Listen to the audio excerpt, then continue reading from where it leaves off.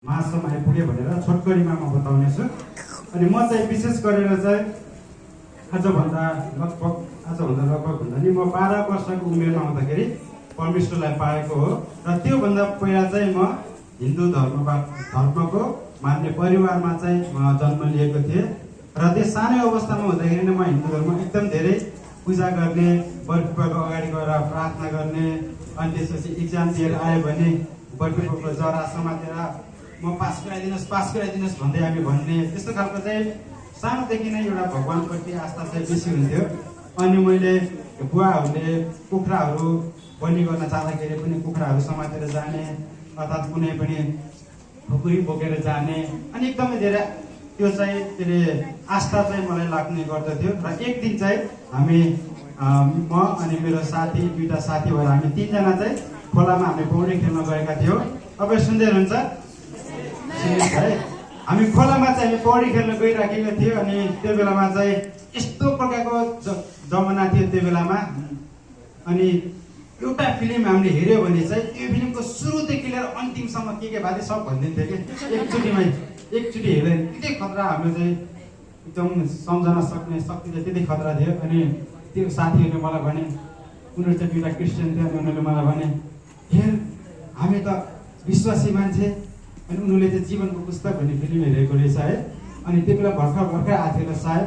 अनि हामीले त विश्वासी मान्छे, हामी त स्वर्ग जान्छौँ, त विश्वासी होइनस्, त नर्क जान्छस्, त तातो तेलमा लगाएर प्राय गरिन्छन्, त पिट्छ कुट्छ, त रुन्छस्, हामी त स्वर्गमा परमेश्वरसँग त्यो प्रकारको चाहिँ उनीहरूमा डर हाल्यो कि 12 वर्षको बच्चालाई तिमीले चाहिँ तिमी तातो तेलमा हाल्छ है, तिमीलाई चाहिँ पिट्छ कुट्छ, तिमी चाहिँ रुन्छौ, नर्कमा जान्छ भन्यो भने कस्तो प्रकारको छाप डर लाग्छ नि त आफूलाई होइन।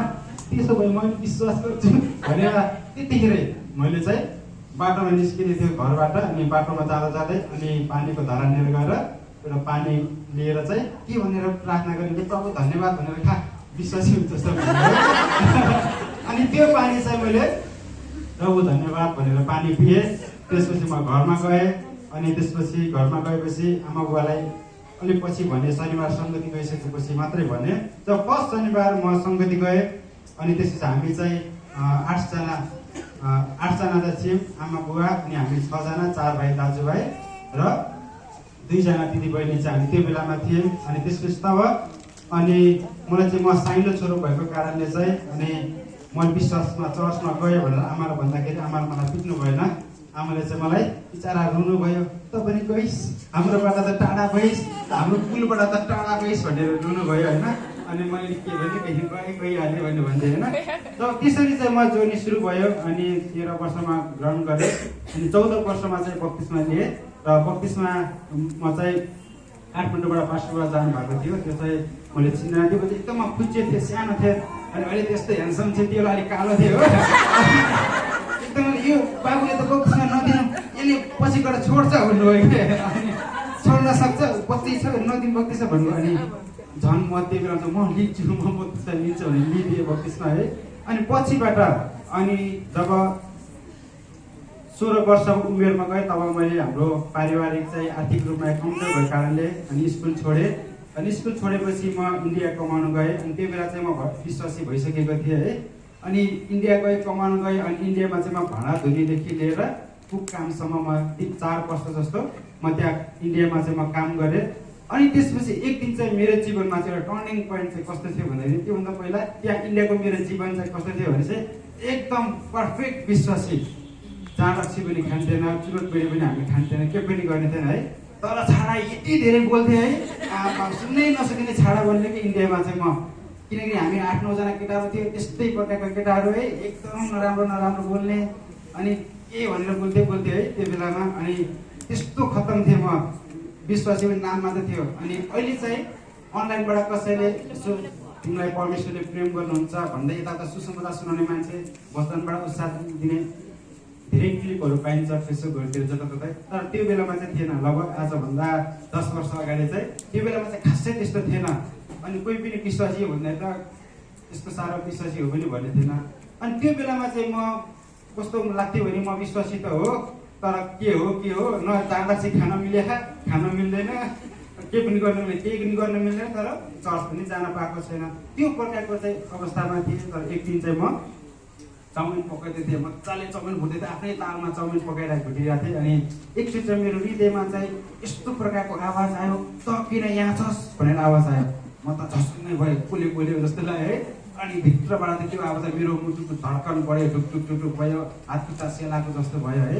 अनि पछिबाट अनि एकछिन पछि फेरि सामै भयो, फेरि ताल त्यही लाग्यो है, चाउमिन भुट्ने पकाउने अनि बाँड्ने उस गर्ने। अनि तब पछिबाट चाहिँ त्यो पछि पनि लगभग 1 वर्षपछि चाहिँ फेरि म अर्को इन्डिया र त्यो इन्डियाको दिल्ली र अनि हरियाणाको बोर्डर, ढासा बोर्डर भन्ने ठाउँमा चाहिँ मैले त्यहाँ चाहिँ एउटा रेस्टुरेन्ट ओपन गरेँ। त्यो चाहिँ मेरो अर्को साउथ चाहिँ इन्डिया नै थियो, तर म चाहिँ हेड कुक भएर त्यो बेला चाहिँ म 19 वर्षको थिएँ। त्यो बेला चाहिँ म हेड कुक भएर चाहिँ त्यो ठाउँमा रेस्टुरेन्ट ओपन गरेँ। अनि तब त्यो रेस्टुरेन्ट ओपन गरिसकेपछि चाहिँ अनि म घर आउने खोजेको थिएँ, घर आउन पनि पाएको थिएन, त्यस्तै प्रकारको टेन्सन थियो। अनि त्यो बेलामा चाहिँ कस्तो खालको महसुस हुन्थ्यो जब म कमाइ गर्दै गर्दाखेरि मेरो हृदयमा चाहिँ एकदम खालीपन चाहिँ मेरो हृदयमा हुन्थ्यो। भित्रको कुना कतै अशान्ति हो कि यस्तो प्रकारको चाहिँ महसुस हुन्थ्यो। पैसा त कमाउँथेँ, त्यो बेलामा दाइलाई फोन गर्थेँ, दाइ तँलाई पैसा चाहिएको छ भनेर फोन गर्थेँ। अनि 1 महिनाको तलब एउटा दाइलाई पठाइदियो, अर्को दाइले दाइ तँलाई पैसा चाहिएको छ भने अर्को महिनाको तलब दाइलाई अर्को दाइलाई पठाइदिएको छ। घरमा फोन गरेर आमा पैसा चाहिएको छ भने भनिहाल्ने जसले पनि है, फेरि पैसा पठाइदिएको छ। तर मेरो लागि चाहिँ मैले 4 महिनामा 400 मात्रै खर्च गरेछु क्या, 4 महिनामा जम्मा 400 मात्रै। अनि हृदयमा यस्तो प्रकारको खाली चाहिँ म चाहिँ एक्लो छु, मलाई चाहिँ माया गर्ने कोही छैन कि टाइपको, अनि विश्वासित छु तर कस्तो खालको त्यस्तो खालको चाहिँ महसुस हुन्थ्यो। अनि कमाइ गऱ्यो, महिनामा पैसा झ्याप्प आउँछ, तर पैसाको चाहिँ मेरो निम्ति चाहिँ केही पनि होइन जस्तो। त्यही भएर मैले अरूहरूलाई माग्दाखेरि दिन्थेँ। अनि एक दिन चाहिँ जब फेरि पनि म एक दिन चाहिँ साह्रै रिस उठ्यो परमेश्वरमा, तपाईँ परमेश्वर मलाई किन चुनेको? चाउमिन पकाउनै तपाईँले मलाई चुन्नु भएको त हिन्दू भएको नि रक्सी खाँदै जाँड खाँदै पकाउँदै हो कि भन्नुहोस् त, होइन? चाउमिन पकाउनै बोलाएको भए, मलाई परमेश्वरले चुनेको भए किन परमेश्वरले चुन्नु त? चाउमिन पकाउनु लागि क्रिस्चियन हुनुपर्छ? जाँड चाहिँ खाँदै पकाउँथेँ, झन् मजा गर्थेँ। कस्तो मैले बियरको बोतल ल्याउनु थिएँ, बिचरा मैले भेनालो लगेर दिन्थेँ है, त्यो खाना मैले पाउने थिएन। तर किन चाहिँ परमेश्वर तपाईँलाई चिन्नु भयो भनेर मलाई एकदम रिस उठ्यो। घर आउनु नभएको टेन्सन है। अनि रिस उठेपछि अनि परमेश्वरलाई त्यस्तै प्रकारको प्रार्थना गरेँ। तर त्यो बेला चाहिँ मैले धेरै वर्षपछि पहिलोपल्ट गरेँ होला है, त्यस्तै बेलुका प्रार्थना परमेश्वर प्रार्थना राति 1 बजीसम्म काम गर्थेँ हामीले।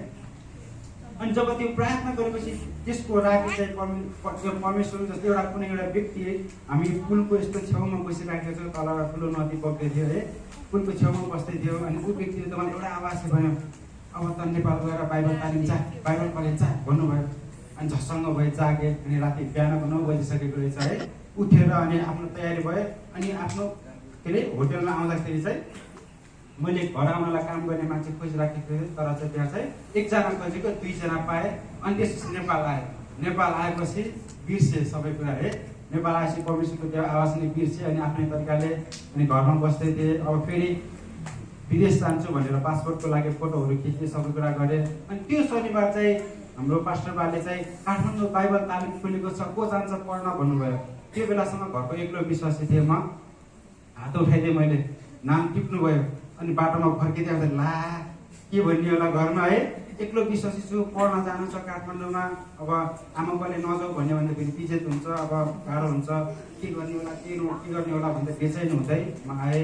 घरमा आएपछि चाहिँ अनि आमालाई भने म चाहिँ त्यसरी पढ्न जाँदैछु भन्नुभयो। फेरि आमा रुनु गयो होइन। अनि आमा रुनु भयो, ल जाउँ न त भनेर पठाउनु भयो। म काठमाडौँ यहाँ यो भैँसीपाटी ललितपुरमा आएर चाहिँ म पढेँ।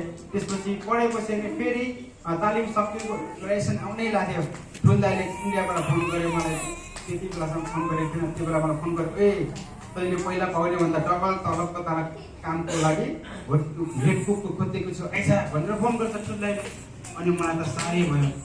अनि फेरि परमेश्वरलाई भने मैले फेरि फर्स्ट एक कुकमै गर्न जानुपर्ने भए चाहिँ तपाईँले मलाई किन ह्यान्ड गर्नु? 1 वर्ष मैले कति पैसा कमाउँथेँ। अनि त्यो बेलासम्म त मेरो भिजन चाहिँ एउटा थियो, यस्तो प्रकारको भिजन थियो, यस्तो ठुलो कुक बन्छु जो चाहिँ कारमा आओस्, टक्क कारबाट तल झरी चट्ट गयो, किचनमा गयो, हेऱ्यो कस्तो कटिङ भएको छ हेऱ्यो होइन। त्यसमा 1 कप कफी अर्डर दियो, कफी लिएर टक्क ल्यापटपमा बसेर होइन। अनि त्यसपछि नयाँ डिसको आविष्कार गर्ने, नयाँ कुराहरूको आविष्कार गर्ने, त्यो चाहिँ मेरो भिजन थियो पहिला, मेरो आफ्नै भिजन। त्यसपछि काठमाडौँमा अलिकति बल परिवर्तन भएको थियो, फेरि दाइले बोलाउँछ अनि पवित्रसँग फेरि त्यही प्रकारको गणगन गरेँ। अनि त्यसपछि मलाई बाइबल कलेजमै अनि सरहरूले चाहिँ यहीँ वार्डन बस्छ भन्नुभयो। त्यहाँ पनि प्रार्थना गरेँ, मन लागेन वार्डन बस्न। फेरि अर्को सरले भन्नुभयो म तिमीलाई यही रेस्टुरेन्ट खोलिदिन्छु, तिमी यही रेस्टुरेन्टमा मेरो हेडकुक गएर काम गर, सेवा काट्ने यतै गर भन्नुभयो। त्यहाँ पनि प्रार्थना केही काम गरेको वाक्कै गरेको त आएको छु है। फेरि त्यहीमा कसरी जाने, काम गर्न थाल्यो भने त सेवा काट कसरी हुन्छ त हुँदैन भनेर त्यहाँ पनि भएन। फेरि अर्को सरले यहीँ ठुलो भल्याङ्गेर एउटा रेस्टुरेन्ट छ सरको, त्यो बेला थियो, अहिले चाहिँ दिर्ता दिनुभएको छ। त्यहाँ पनि बोलाउनु पर्छ, त्यहाँ पनि म मानेन। अनि एकजना चाहिँ पोखराको चाहिँ हाम्रो पहिला हामी सँगै सेवाकाई गर्थ्यौँ पोखरामा, नरजीवन चर्चकै ढिकन हुनुहुन्थ्यो। उहाँले चाहिँ भन्नुभयो भाइ तिमी के गर्ने भन्नुभयो। म चाहिँ सेवाकाई गर्न चाहन्छु भने, यदि त्यसो भने एक थाल भात भए पनि आधी बढेर खाउँला अब पोखरा भन्नुभयो। अनि त्यो कुराले चाहिँ मेरो हृदय यति साह्रो हिट गर्यो। अनि त्यसपछि मैले पैसामा चाहिँ मलाई काठमाडौँमा काम गर्दाखेरि त्यही होस्टेलमै वार्डन भएर बस्दाखेरि पनि मलाई यति तलब दिन्छु, तिमी चाहिँ तिम्रो बिहे हामीले गरिदिन्छ भन्नुभयो। फेरि अर्को ठाउँमा पनि तिमी यति तलब दिन्छु भन्नुभयो। जता तलबको कुरा गर्नुभयो। तर त्यो दाइले चाहिँ मलाई तलबको कुरा गर्नु भएन, तर प्रभुको निम्ति सेवा चाहिँ गरौँला आउनुहोस् भनेर भन्नुभयो। भनेर चाहिँ तब मैले चाहिँ त्यो प्रार्थना गरेँ। 1 महिनाको प्रार्थना पश्चात फेरि म पोखरामा गएँ अनि सेवाकाई गरेँ। अनि त्यो बेलामा चाहिँ मेरो सेवाकाईको बेलामा चाहिँ त्यो बेलामा चाहिँ मेरो अन्डरमा चाहिँ मैले 7 जना चाहिँ हाम्रो हेल्परहरू राखेर चाहिँ मैले त्यो बेलामा 19-20 वर्षको उमेरमा चाहिँ त्यो प्रकारको हेडकुक भएर म इन्डियामा काम गर्थेँ। अनि जब उता पोखरा गइसकेपछि त 1 रुपियाँ पनि छैन, कोइचीमा त है 1 रुपियाँ पनि नहुने, गाह्रो हुने। अनि मैले चाहिँ परमेश्वरको सेवाको निम्ति त्यो हृदय बलिदान गरेँ। अनि त्यसपछि मैले खोलामा गएर बालुवा झिकेर, सिटी खोलामा चाहिँ बालुवा झिकेर अनि बालुवा बोकेर 1 ट्र्याक्टर पुऱ्यायो भने चाहिँ 1000 दिन्थ्यो। अनि मैले लाइफमा कहिले त देखेको पनि थिएन त्यस्तो काम। हाम्रो गाउँतिर त आफै जाने कुद्ने हिँड्ने गर्छ ट्र्याक्टरहरूले। यता पोखरामा चाहिँ त्यो सिस्टम रहेछ है, मैले देखेको थिइनँ। त्यो काम मैले गरेँ। अनि मामाहरूसँग मिलेर काम दिनमा कहिले 200 कहिले 300, त्यसरी चाहिँ आजभन्दा 7 वर्ष पहिलातिर त्यसरी चाहिँ काम गर्दै मैले त्यसपछि अलिअलि पैसा जम्मा गर्दै आफ्नो निम्ति खर्च गर्दै घरमा पनि अलिअलि पठाइदिँदै काम गर्थेँ। अनि त्यो बेलामा चाहिँ मेरो हृदयमा चाहिँ त्यो थियो कि एउटा कुरा आनन्द थियो। त्यो बेलामा म ट्र्याक्टरमै त्यहाँ ट्र्याक्टरको पाल्ला भन्ने नै काम गरेर परमेश्वरको सेवा गरे पनि म भित्र चाहिँ त्यो प्रकारको खुसी थियो, किनभने म चाहिँ परमेश्वरको सेवा हुन आएको छु। आमेन। त्यो प्रकारको चाहिँ मसँग हौसला थियो। अनि पहिला मैले सोच्थेँ होटलमा आफूसँग स्टाफहरू कम नै हुँदाखेरि पनि मलाई त्यो प्रकारको खुसी थिएन मेरो जीवनमा चाहिँ। मैले चाहिँ फ्युचरमा मेरो यस्तो प्रकारको डिजाइन छ, म यस्तो खतरा कुक गर्छु भनेर त्यो प्रकारको त्यो भिजन थियो मेरो। तर परमेश्वरले चाहिँ पछि आएर धेरैजना मान्छेहरूको निम्ति खाना पकाउने, खाना खुवाउने, उनीहरूको सेवा गर्ने त्यो पनि परमेश्वरले बनाउनु भएको छ। अहिले चाहिँ म मिसनरीको रूपमा चाहिँ उता पोखरामै मार्क प्रोग्रामसँग मिलेर काम गरेको 7 वर्ष भयो। ती बिचमा चाहिँ मैले एउटा गर्लफ्रेन्ड पनि भेटेको थिएँ है। गर्लफ्रेन्ड भेटेको थिएँ है। निराश नहुनुहोस् म बिजी भइसकेँ।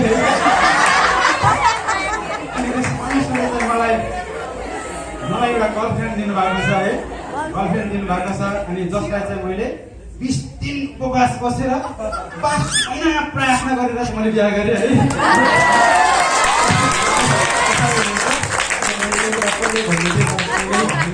किनकि मैले चाहिँ एउटा भर्खरै 2 वर्ष पहिला चाहिँ मैले बिहे गरेको छु। अनि अहिले चाहिँ श्रीमान श्रीमती नै परमेश्वरको सेवा गर्दैछौँ। अहिले म चाहिँ 26 पुगेर 27 रनिङ हो। अनि अहिलेसम्म परमेश्वरले मलाई कुनै कुरा पनि अभाव हुन दिनु भएको छैन। अनि जुन चाहिँ मेरो पहिलाको सोच थियो म यस्तो गर्छु उस्तो गर्छु, अनि त्यसपछि म विदेश जान्छु, कमाउँछु, ठुलो मान्छे बन्छु भन्छु, मेरो योजना थियो। अनि तब परमेश्वरले चाहिँ जब परमेश्वरको वचन बुझे तब मेरो योजना चाहिँ सबै परिवर्तन भयो। र अहिले चाहिँ म परमेश्वरको इच्छा, परमेश्वरको योजना खोज्ने व्यक्ति भएको छु। र अहिले चाहिँ म इन्डियामा काम गरेर पैसा खनखन आउँथ्यो, हरेक महिना पैसा तातो हुन्थ्यो। त्यो बेलाको आनन्द भन्दा अहिले म चाहिँ आनन्द छु। आमेन। हालेलुया।